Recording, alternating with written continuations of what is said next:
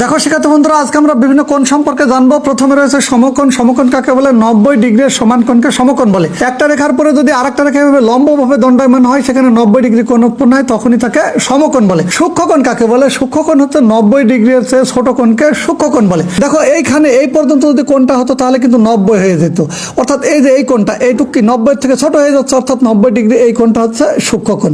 90 ডিগ্রির ছোট কোণকে সূক্ষ্মকোণ বলে। স্থূলকোণ কাকে বলে? 90 ডিগ্রি থেকে বড় হবে। দেখো এই যে এই পর্যন্ত হলে এইটুকু কিন্তু 90, যে তাহলে 90 ডিগ্রি, তাহলে নিশ্চয়ই এইটুকু বৃদ্ধি পেয়েছে, তাহলে এই পুরো কোণটা 90 ডিগ্রি থেকে বড়। কিন্তু 180 থেকে ছোট কোণকে স্থূলকোণ বলে। যদি বলে সরল কোণ কাকে বলে, তাহলে 180 ডিগ্রির সমান কোণকে সরল কোণ বলে। এই যে এই পর্যন্ত এটা মোট 101 সরল কোণ, অর্থাৎ 180 ডিগ্রি। প্রবৃদ্ধ কোণ কাকে বলে? 180 ডিগ্রি থেকে বড় কিন্তু 360 থেকে ছোট।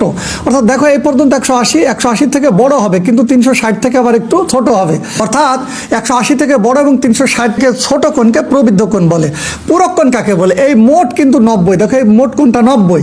তাহলে এই যে এই কোণটা আর এই কোণটা যোগ করলে 90 হবে, অর্থাৎ দুই কোণের সমষ্টি যদি 90 ডিগ্রি হয়, তাহলে তারা পরস্পরের পূরক কোণ, অর্থাৎ এক্স ওয়াই পরস্পরের পূরক কোণ। সম্পূরক কোণ কাকে বলে? এই পুরোটা কিন্তু এই পুরোটা এখান থেকে 180, আর এ আর বি মিলে 180, অর্থাৎ দুইটা কোণের যোগফল যদি 180 হয়, তারা পরস্পরের সম্পূরক কোণ। বিপ্রতীপ কোণ কি? দুইটা রেখা পরস্পর ছেদ করলে বিপরীতে যে কোণ উৎপন্ন হয়, যেমন এ এর বিপ্রতীপকে বি আর এক্স এর বিপ্রতীপ